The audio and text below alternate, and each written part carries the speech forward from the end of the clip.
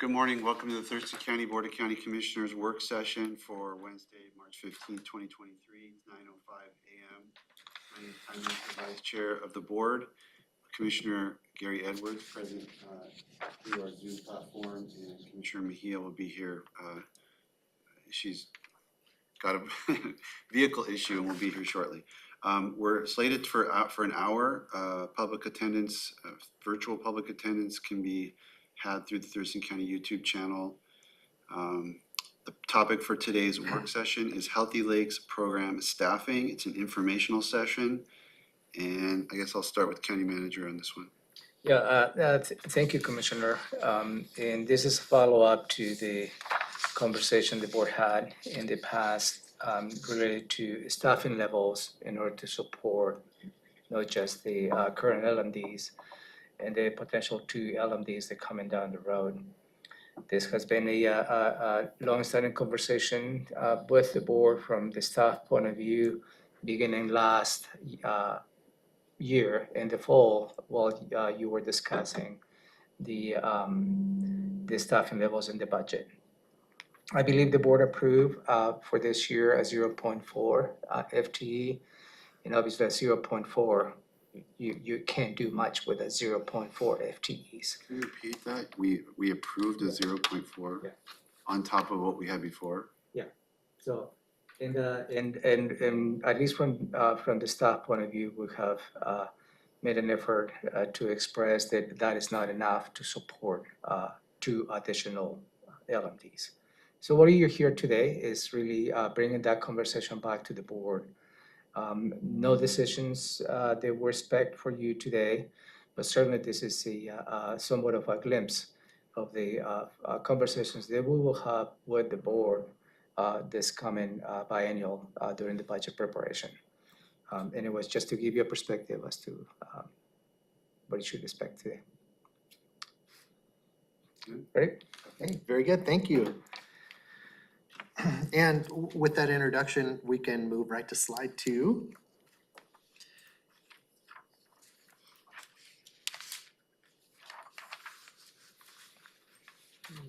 Start first. I can't see.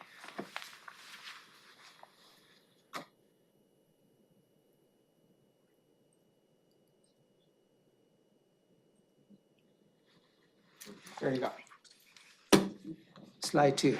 And before Tim launches in, I guess I just also want to add on to what Ramiro is saying, in that when we look at our department and our divisions, we look at it holistically. So while this is about the lake management districts, right, the analysis and review that we've done with the formation of Pattison Lake and with the potential Offutt Lake addition, we've looked at our staffing across the Water Resources Division and the department as well, so we can, provide this analysis today. So just wanted to add that. So Very good, thank you. Okay, Tim Wilson, Water Resources Manager with Public Works. I would just add on to the introduction that the board held a public hearing on January 10th to hear comments related to the Offutt Lake Management District and that process. At a follow-up discussion regarding that hearing, the board had received information from the public concerning staffing levels that were inconsistent with what Public Works had communicated to the board during the Pattison and Offutt LMD processes, and thereby held up on that process until we could provide this briefing and talk in more detail about staffing. The goal of Public Works is to resource the Healthy Lakes program, which includes the current and proposed LMDs, to support the traditional work plans of the community served with a focus on accountability, safety, efficiency, and cost effectiveness. As you know, the Public Works manages 2 existing lake management districts, Long and Lawrence. The BoCC authorized a 3rd LMD, Pattison Lake, in late 2022, and the board is currently considering authorization of a 4th LMD, which is Offutt Lake. Both Pattison and Offutt Lake Management Districts would begin work plans in 2024.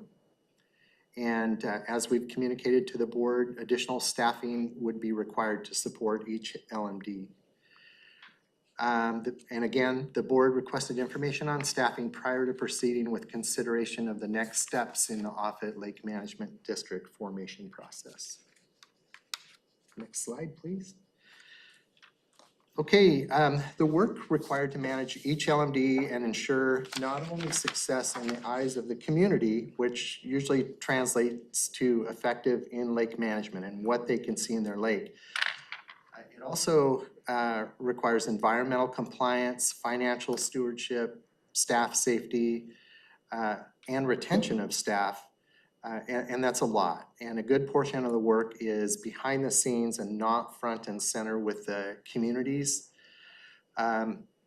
Listed are some of the work plan components that we track and we assign resources to and are either driven by the wants and needs of the communities, or they are driven by our regulatory requirements, environmental compliance and annual reporting and handling the assessment. So the funding continues to come in for the LMDs, those types of things.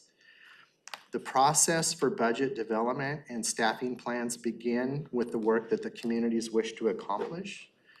As an example of that, for 2024 and 2025 budget development, both communities have been engaged and have submitted narratives of the work they would like added to the work plans for those years. So prior to the call to budgets and the actual internal processes, budget processes, we receive narratives from the communities that talk about what they want to engage. And I should say this has happened for Long and Lawrence. It has not happened for Pattison and Offutt yet.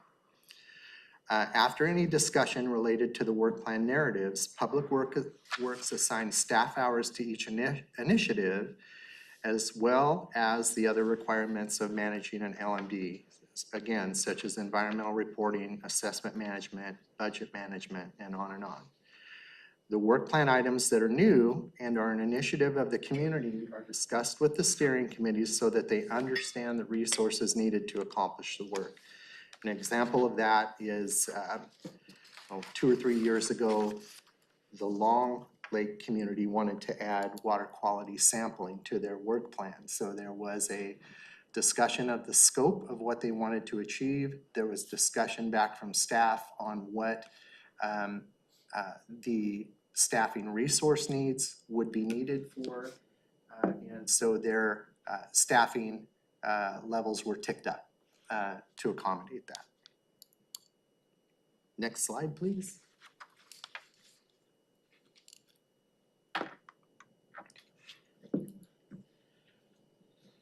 This slide is intended to show the traditional staffing levels of the 2 existing LMDs and efforts staff has made in an attempt to be creative, efficient, and manage costs to the communities. Long Lake is the top line, it's the blue line, and Lawrence is the bottom orange line. As you can see from the graph, when the work of the LMDs was supported fully by the communities, and this preceded 2015, but for the purposes of display, we started with 2015. When the work was supported fully by the communities, the combined staffing levels for the 2 LMDs was greater than 1.2 FTEs. In 2017, 2018, staff worked closely with the communities to try and find efficiencies. At that time, there was turnover in staff. We were coming on board with working with the LMDs, and we were repeatedly hearing that the community felt like the work being done for the LMDs required much less than 1 FTE. It was 1.2 FTE at that time. So options considered during that process included moving to a consultant for management of the LMDs, moving away from county staff entirely, and several other options that were discussed with the communities. In the end, the Lakes manager offered a pilot program that would transfer several noxious weed program projects to the aquatic resource specialist. The intent was to augment the funding of staffing by the noxious weed program with benefits gained for that program. and to hold the staffing levels low for the LMDs. Work plan components and their required staffing levels would be considered moving forward with adjustments made as needed. So we were going to agree upon an allocation for both Lawrence and Long Lake, that this is what they could count on for a staffing level. Over time, we would track and become more informed on the individual work components and dial in the resources that were needed for each work component. So we've done that. Along the way, we've had a pandemic, we've had a reorganization of the stormwater utility and some other things that have come along. So with 2024, 2025 budget development, we feel very confidently that we have those numbers dialed in to a high degree. The result of that pilot program is that there's just too much work for staff. And when I say staff, I'm primarily talking about the aquatic resource specialists to manage successfully. The noxious weed programs, including inspection of weed locations and management of some of our important river projects, has suffered, and the level of service is just, has not been there. And as we have heard in some exit interviews with staff has felt overwhelmed with the workload. We are, since 2016 now, we are currently on our third aquatic resource specialist, and resourcing this with an appropriate amount of work to maintain consistency in that program is important to us. So if you look at the lines, just kind of a short history of some of the incorporation of the pilot plan in 2018.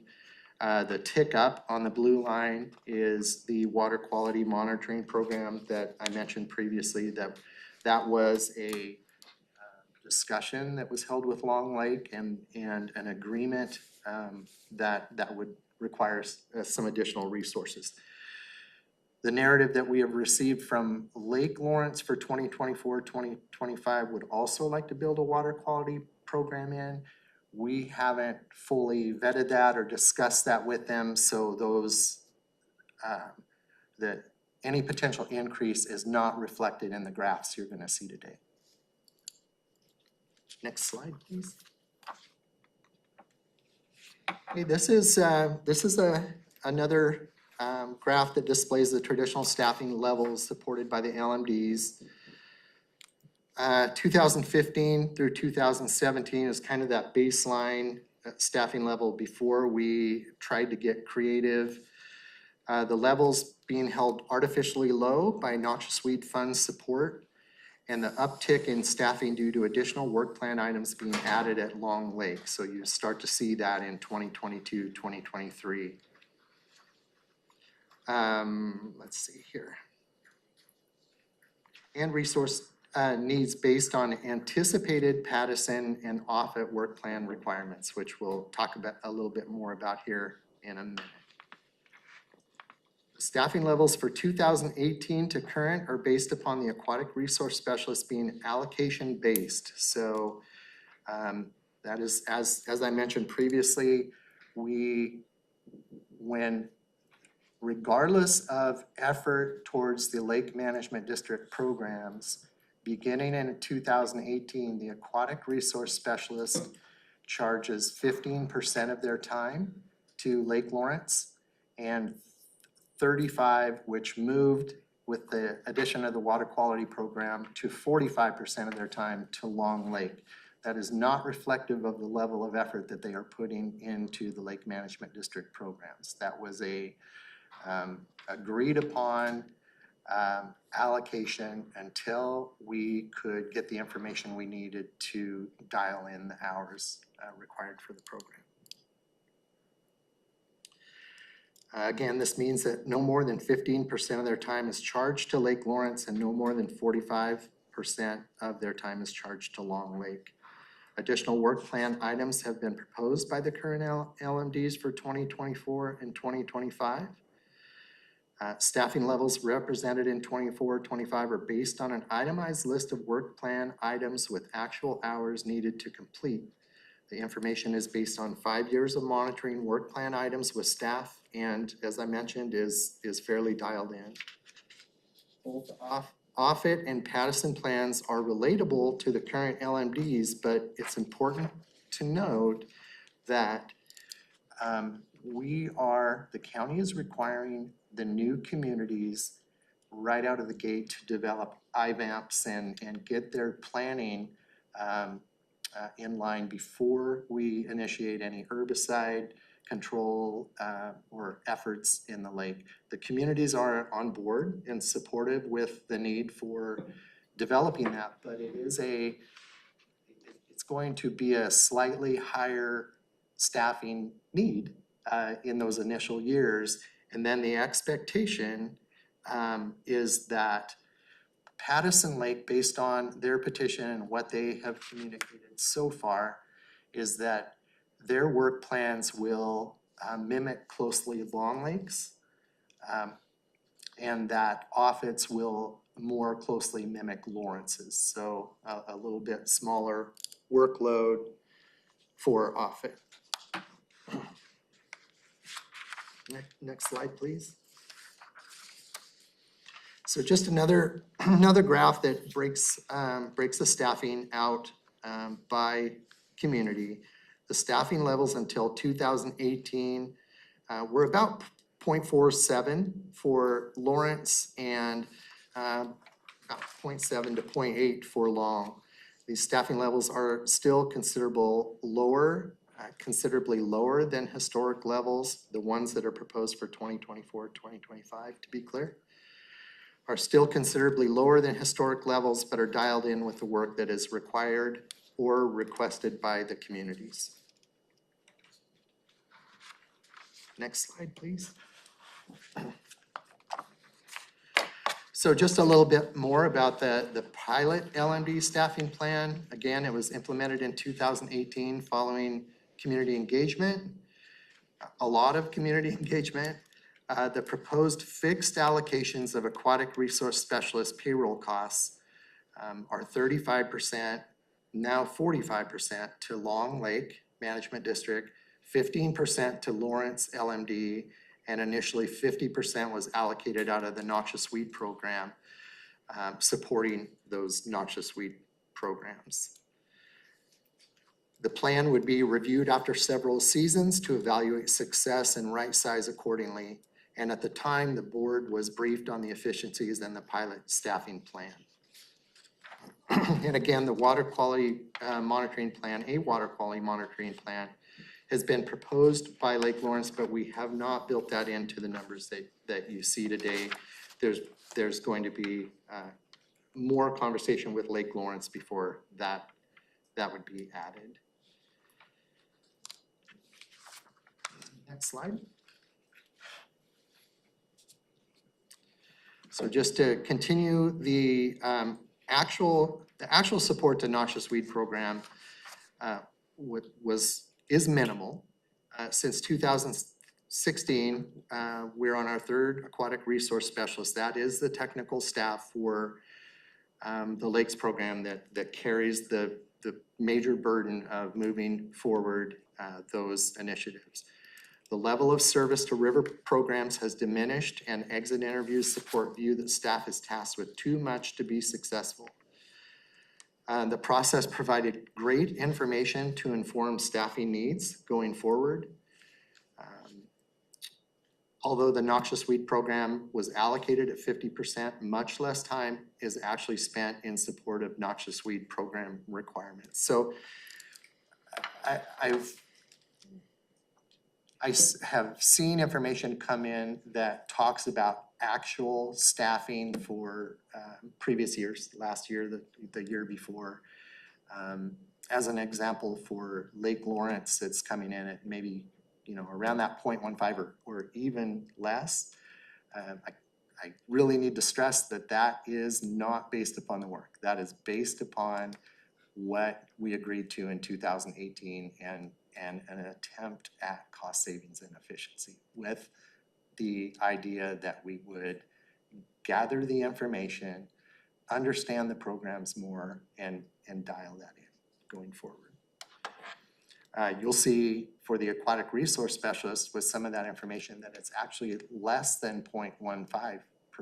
And the reason for that, which we've just recently kind of clued in on, is any of the leave time, holidays, leave, sick leave, any of that, while we're capturing our actual work time at 15% for Lake Lawrence as an example, any leave time is charged fully to the noxious weed program. So the noxious weed program is actually supporting it, has been supporting it to a higher level than we discussed.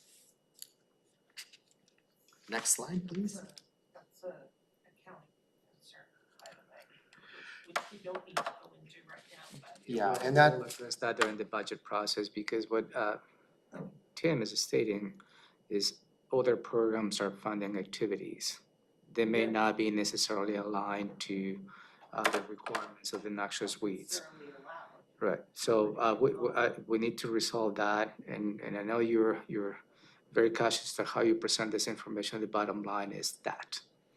Because we have set some artificial charges or limits to the LMDs that do not reflect the level of effort. and the leave tracking is completely on. And I know that this is in the public view, but that has been in the past. We have set artificial limits as to how much we can charge to the LMDs. They are not reflected to the current level of effort.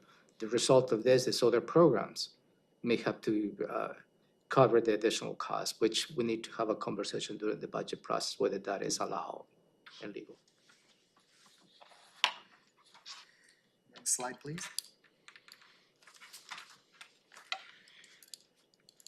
So for the 2024-2025 LMD staffing assessment, it's one of the things that we've struggled with in my time here certainly is the fact that we can't staff using the consultant model, meaning that we can't quickly adapt and leave an aquatic resource specialist home on a Thursday because there's not work. We have to staff to the average, well, certainly the requirements of managing an LMD, but then the average work plans that are negotiated, collaborated with the communities, and when we set that expectation of what we want to accomplish in the lakes and what they want to accomplish in the lakes, we have to resource that for kind of that average work plan.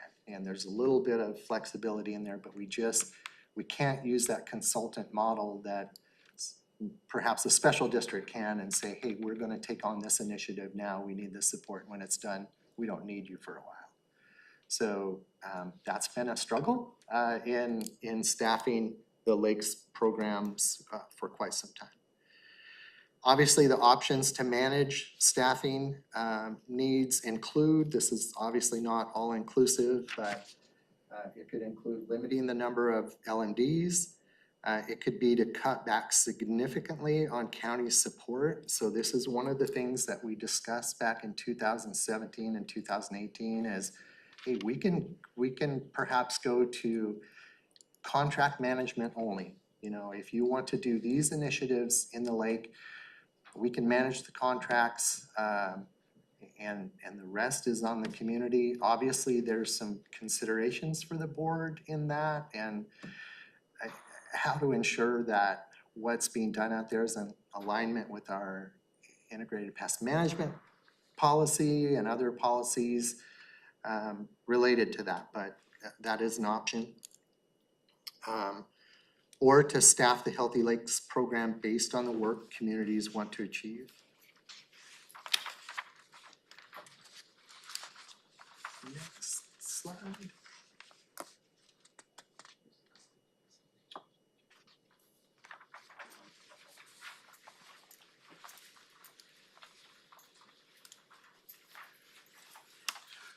Oh, no worries. Thank you.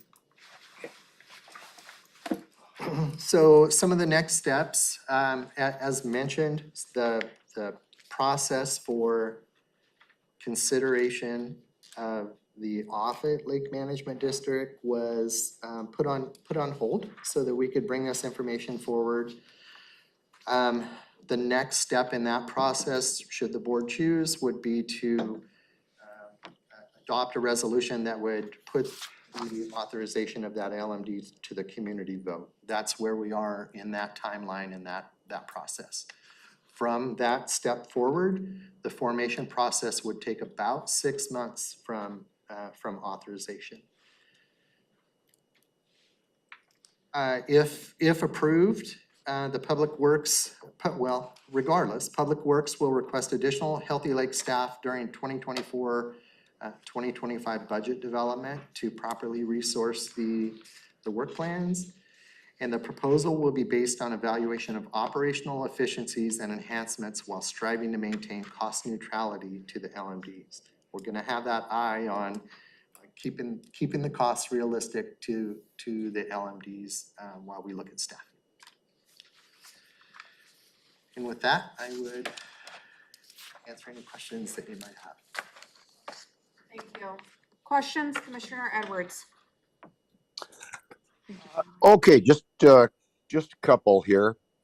Was this presentation all put together in conjunction, maybe not complete agreement, but in conjunction with the Lakes Management Districts? No, I mean, everything's not at all? no, it wasn't. What Okay. was done in conjunction or has been ongoing collaboration with the committees is that 2024-2025 budget development, which has fed into some of the information you're seeing today. That process is not complete, Commissioner. As I mentioned, we start with a narrative from the communities, what they want to see, and if they want to see changes within their program. We then take it back to the laboratory, I guess, and work on the numbers and what that would look like. And then we engage the communities again. We're a little bit farther along in that process with Long Lake than we are with Lawrence. In addition to having their narrative, we've sat down with them at least once and just workshopped this with them. So that's where we are in the budget development, but to put together the presentation that the board requested of staff, we did not collaborate with the steering committees. Oh, okay. Then you made a statement back on, I think it was on slide 6. And you said lower than historic levels on the staffing. I didn't get exactly what you meant by that, lower than historic. Slide Yes, 4. sir. So if you look at I think it's slide 4. slide 4, Slide 6 it was. Okay, you're going back to 4? well, I'm gonna actually, I'm gonna split the middle and go with 5 here. If we look at what I'm calling traditional staffing levels, and that is the last time that the lakes work plans and funds were supported completely with Lake Management District dollars. That on slide 5 is that 2015 to 2017 graphs. You will see that, consolidated FTE is about 1.2. I think at that point, Lake Lawrence was about 0.47 or 0.475 if memory serves. Long was in the 0.7 to 0.8 range. When we look at 2024 and 2025, and you look at Long, they are lower than where they were. I mean, you look at the blue for 2024 on slide 6 now, if you can follow along with me. You'll see their staffing level at 0.6, which is considerably lower than the traditional 0.7 or 0.8, but higher than the artificially low numbers. And I should mention, there's a slight uptick for Long Lake in 2025 that supports their IVAMP development. So each time a lake management district renews, we're going to require that they update their plan and their policy, which is just best practice that's been discussed with the board previously. For Lake Lawrence, Commissioner, as I mentioned, traditionally, they were at that 0.47, 0.45 level, where we feel that the work is dialed into now, based on what we know for 2024 and 2025. It's at about 0.3 FTE for 2024, and then slipping down by about a percentage point in 2025. Okay, Yes. okay, thanks. What are we doing for the lakes that are not, that do not have LMDs? I know, it seems like we got word that Black Lake ended up with like a $400,000 grant or something, and I don't know exactly how that came about. But what do we do for all the other lakes that do not have LMDs? Are we doing absolutely nothing? 10% of what we're doing for the lakes with they do LMDs? What kind of a comparison could you give us? I could tell you that the public health department has a water quality monitoring program that they should probably speak to. But it includes water quality monitoring based on a criteria. How they select their lakes is a criteria they'd have to speak to, but I do know that it includes a number of lakes, including, I believe, Long and Lawrence for some parameters. They go out and they do, for example, the algae monitoring and things out there. Those are not community-supported, LMD-supported initiatives. Public health does some of that work. So they could probably speak a little bit more about both that and about the PIC program that you heard about in agenda setting yesterday, and the history and the kind of the catalyst for that.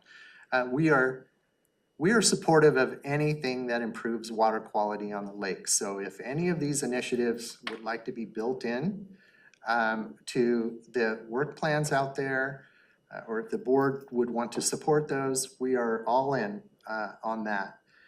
Beyond that, there is stormwater related education that goes out. We've tried to put more of a focus on nearshore living and the impact of nearshore residents on lakes in general. We've tried to build that into our stormwater splash, our newsletter, to get that out to the communities. And I think hopefully that answers your question. Okay, I better not hog the show. Let the seatmates go there. Commissioner Munson?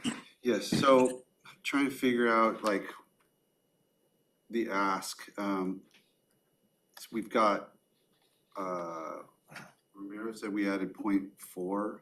So that's on top of the 1. So now we're at 1.4, but you're saying we need 2.0. Is that where we're, so you'd be asking for, to expand the 0.4 to a 1.0?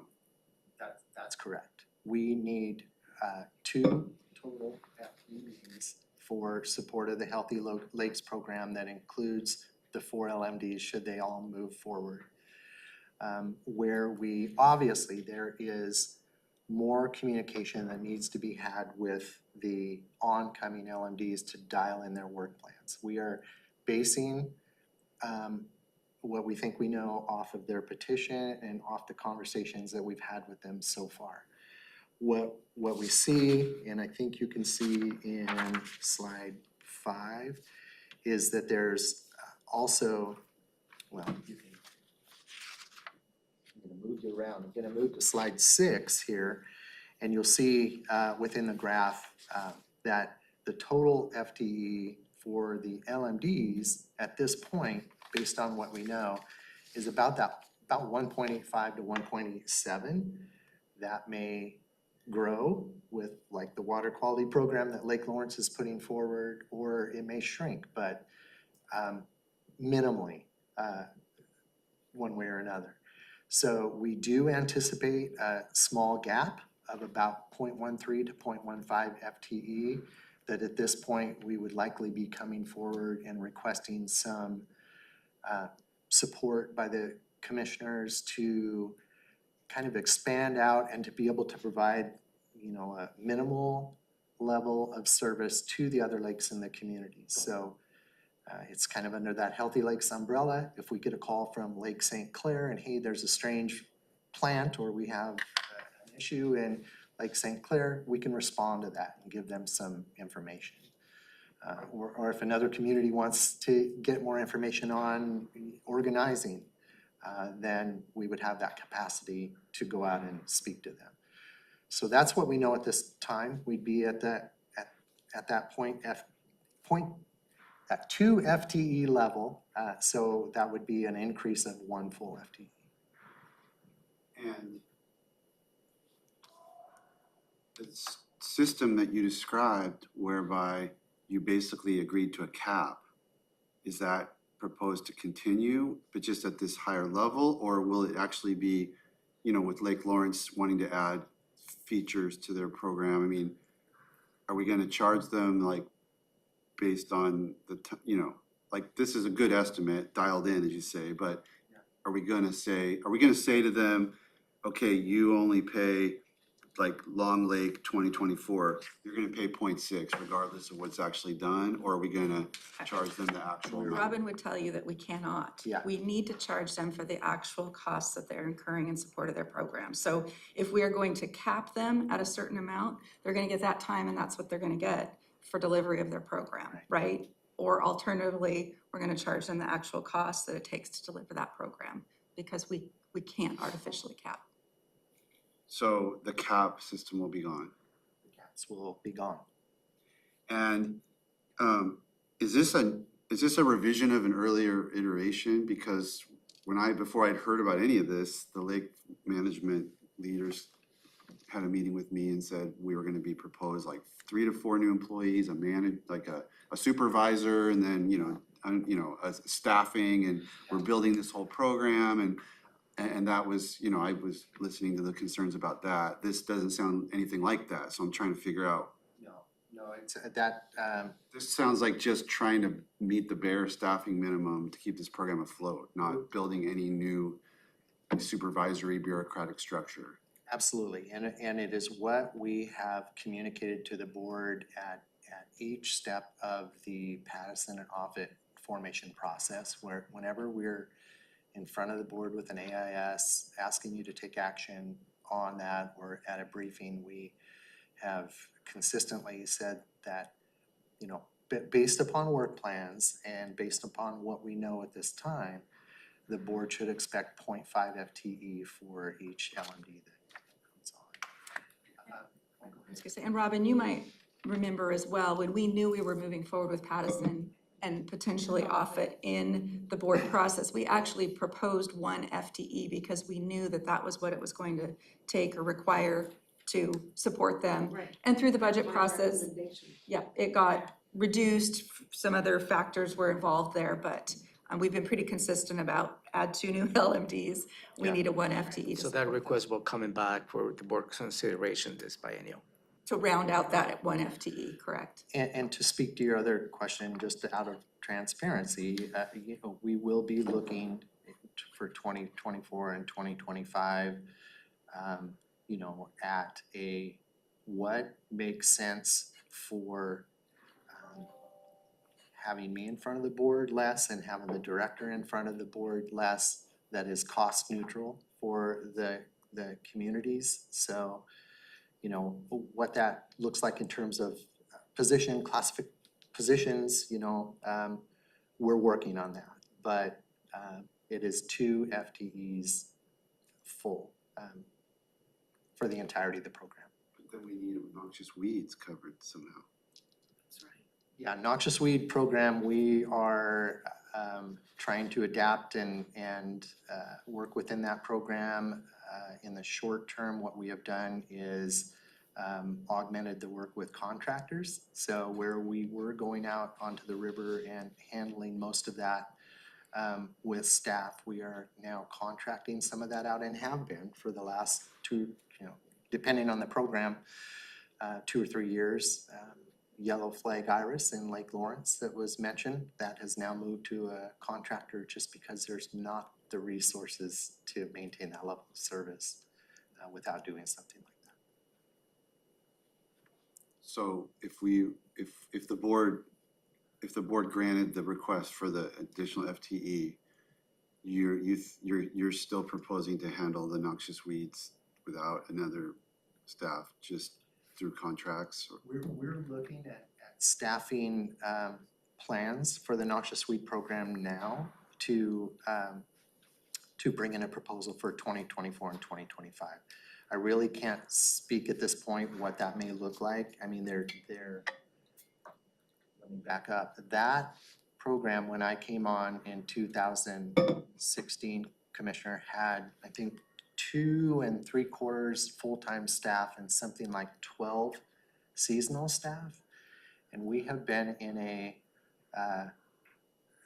incremental reorganization of that program to eliminate the need for seasonal staff and to turn that into the minimal amount of full-time staff, which is probably in the 4 FTE range, to provide higher level of service. You think about the work for them. There's about 5,000 sites, 5,000 different landowners that these individuals go out and engage with each year.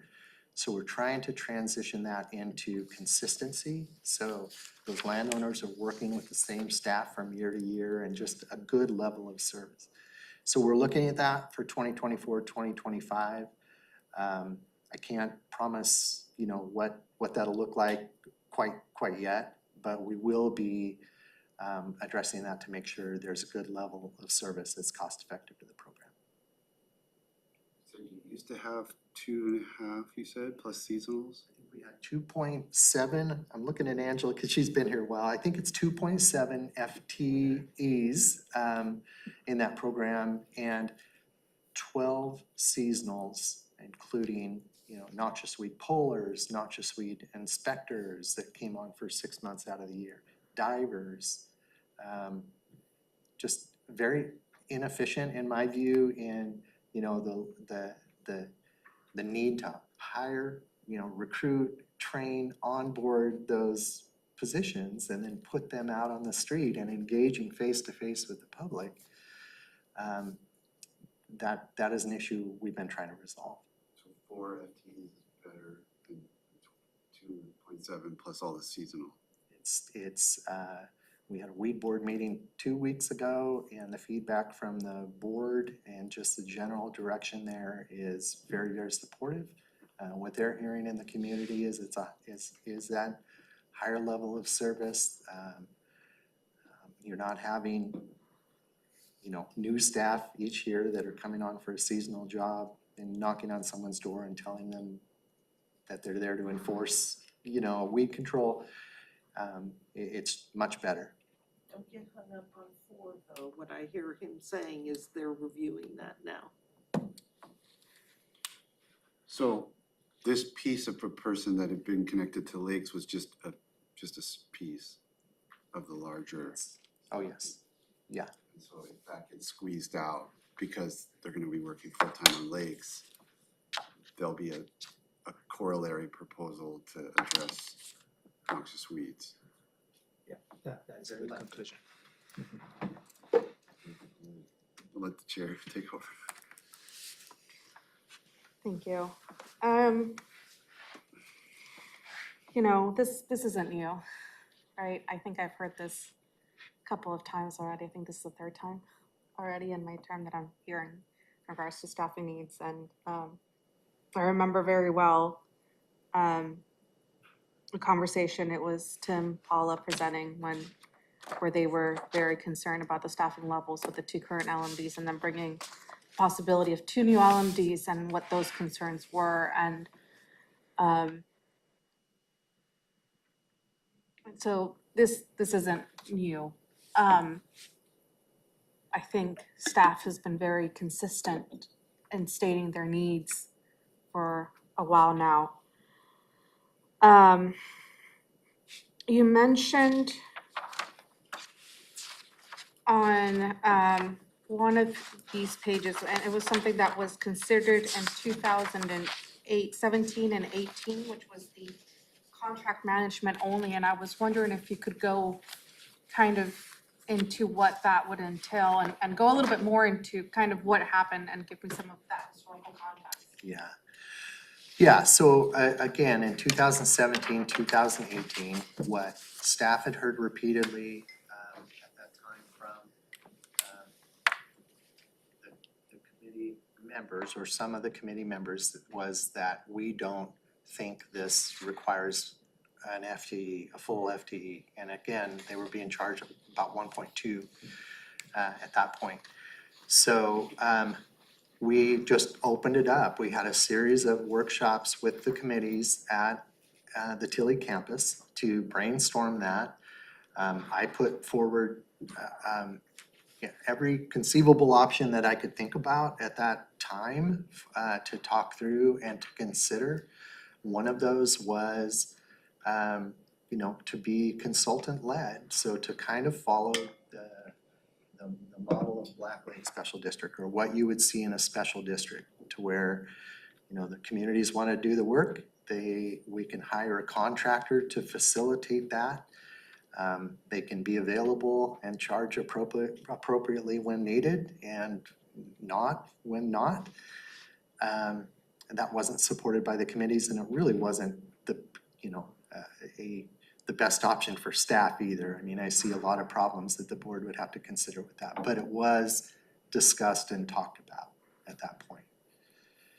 So it would take staff out of the whole issue, except for management of one contract, the consultant that would work with the LMDs. Does that answer your question? It does. And so, okay. Does that create more risk or liability because of your reporting Absolutely. requirements? Yeah, So no, That's the, thank you for that. That's kind of what I was wondering. I was like, well, what's the other side of the scale? yeah, no doubt. It's a good point. We operate under ecology permits for a lot of the work that we do out there. We work under previously board-approved integrated pest management policy with reporting requirements and questions that come up from the board from time to time on herbicide use out there. So that could be difficult to manage with a consultant model. I'm wondering, with, when you're in private practice, like probably Commissioner Mentor remembers this, you have to track your time every time you're working on something, right? And it's kind of like, read email from so-and-so, 5 minutes. And I'm wondering if this is something Public Works is doing, right? Because we're talking about those time caps, right? And I know that a lot of the work, it's emails coming through, it's setting meetings, it's doing a lot of the administrative work. And is there something like that when staff is working?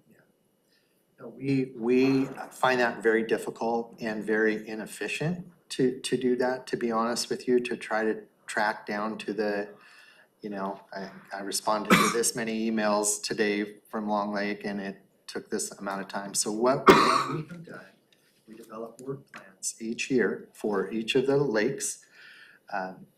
I have regular one-on-ones with the aquatic resource specialists that we talk about that work and we talk about the level of effort that's needed for that work regularly and consistently. And so that is the process that we've used over time to dial in and right size that work. So the attempt at lining out all of the work and assigning hours to that is based upon 5 years of those interactions and understanding what all of the work is and what that level of effort is. But, is it, because what we're hearing on the other side is like, well, we don't know what staff are doing and they're just, using our money to pay for other programs is kind of the other side of, and kind of what the tone of the two other emails that we received last night were, right? And so, I'm wondering if that will kind of bring into the reality, the concept of what staff is actually doing. Like every time you have to go through an email and respond to it, or every time you have to do something administratively for the LMDs, whether it's contracts, whether it's, just the whole depth of what staff are doing in terms of this. I understand the workload for it, Yeah. because we had to do it at Superior Court too, and training government employees to time track is a pain. But it was something where, Many of us do. yeah, so, And if I may, that's a good option. Maybe we can explore as to how we can draw a parallel tracking without having to charge yet to the LMDs. Maybe just bring that information as part of the budget when you consider it. And you might be surprised, because I believe the Karen's time is no charge. Today, she spent here an hour, and I spent with her and Tim in this presentation a couple times. Is no charge. And also Jennifer Walker's probably the director does not charge directly to the LMDs. Not directly, but it's through cost allocation, they are charged. I don't know if that is the case. So we need to probably go through this process. And that's what goes back to this artificial cap that we have established in charging the LMDs. But I think that your proposal actually makes sense. Maybe we can work with you on a parallel track from this point until we bring the information to the board to see what is the actual level of effort that everybody involved. Right, and you don't have to say, I spent 5 minutes on an email. Reasonable time tracking for cost allocation purposes is, in government, is not quite that refined, Right. but. there should Hours be per some day kind down to the of- quarter hour. Right. Yeah. And I do want to just add, just for the sake of this conversation, we are tracking, like there is, this is aquatic resource, LMD support, right? But there is procurement support that goes into this. There is payroll and accounting support. Those are getting charged at their actual time allocations. You mentioned me, well, I rarely work a 40-hour week, so, right, how do you track for 50 hours in a 40-hour week? So that's where I'm not putting my time to the LMD, for example. So I just didn't want it to seem like we're not tracking time associated with LMDs. I think really it's the aquatic resource specialist position and then some of the management that is allocated. I agree, but I think if we were to assess the actual level of effort supporting the LMDs, I think it's worth going through the process that Commissioner Mejia suggested. And just track in parallel and bring that information to the board when you're considering the budget process. I think that will give you a glimpse, I believe, as to what is the actual level of service or level of effort the department goes through to support the LMDs. Could likely be higher.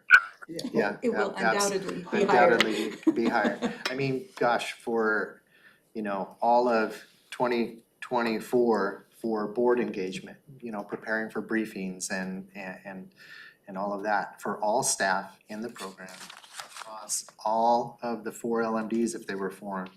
I have 40 hours built in. That's, that's exceeded by March. It takes a lot of time, so. But absolutely, yeah, we can track that.